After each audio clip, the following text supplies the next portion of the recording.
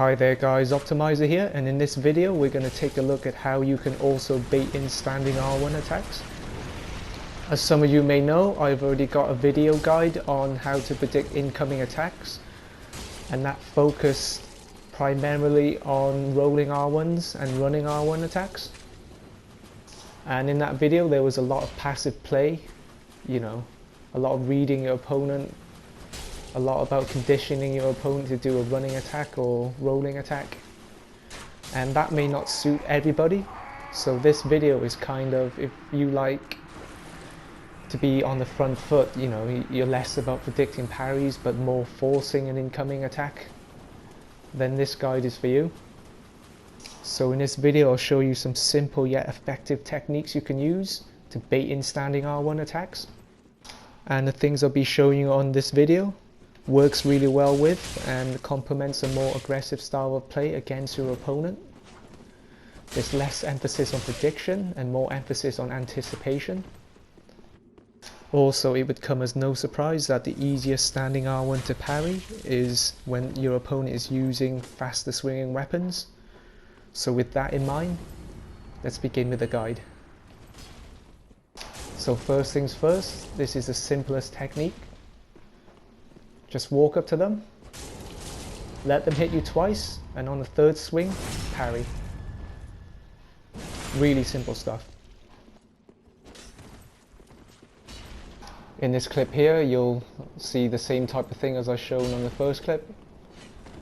I've got a massive life lead on this guy, and as you can see, he doesn't like me to get into his space. And every time I got into his space, he likes to hit out an R1, and that's exactly what I want him to do. So that was just another easy parry read there.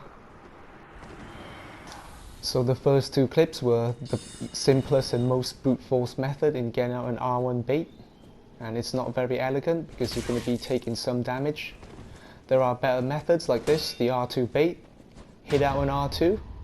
If they block or roll away, stand your ground. And if they roll away, keep following them, and if they swing for you, hit out the L2 button. Similar principles here, but I'm initiating that with a crossbow. I miss with my crossbow, I walk up towards him with my buckler equipped, and because I'm walking up towards him, he's less likely to do a rolling attack or a running attack, and my chances of getting an R1 parry has increased. You've probably noticed by now that the general principle is to get into their range. An effective way to do that is just to walk up towards them to their range, obviously. But like everything else in the parry world, you don't want to make it too obvious what you're doing. You want to play your game normally. And when a situation arises, you have to go for it, like this. The reason I went up towards him then was because he healed, so he probably felt a bit more confident in swinging out against me. So that's why I went for a parry attempt there then.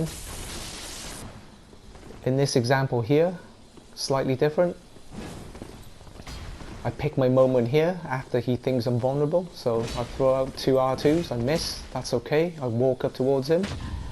So because I walk up towards him, he's less likely to do a rolling or running attack, and then I just wait for my parry moment and time my parry. As I said earlier, it's important just to play your game normally and pick your moments. So at the moment I'm just using the crossbow just to get some distance, and I'm baiting this guy in by using the crossbow because he has a faster swinging weapon than me. But what he doesn't realise is he's just getting conditioned to do R1 attacks, and you notice when I switched to my buckler, at first I didn't attempt to parry, I swung for him, he rolled away. And then I just walked up towards him and then I had my parry. So just to summarise, the general principle to getting a standing R1 parry is just to get into their range. It sounds obvious, I know. And in this video I've shown you a variety of different techniques you could use. As I said earlier, this technique works well against faster swinging weapons, and it works well if you're playing with a more aggressive playstyle. Because you're always on the front foot, and because you're on the front foot, you're less likely to receive a rolling or running R1 attack unless they try and counter you. If you guys are wondering why I've stopped using the chitus as my parrying tool and switched to one of the parrying shields, the reason is simple, it's because The Kitus has one big weakness, and that's its partial parry properties. And if you want to know more details on that, check out my other video where I compared the Kitus, buckler and parrying dagger. I provided a link to that in the description below. And that's the end of the guide, guys. Thank you very much for watching. Hopefully you learned something new today, and you know, if you liked the video, please consider hitting the like button and subscribing to my channel.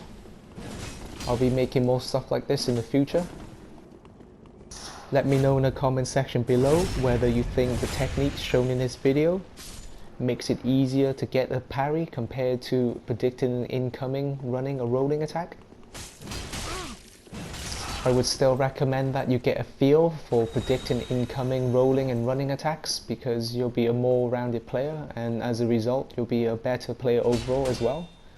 It's better to be more rounded than just, you know, relying on one set of skills. So until the next time, see ya!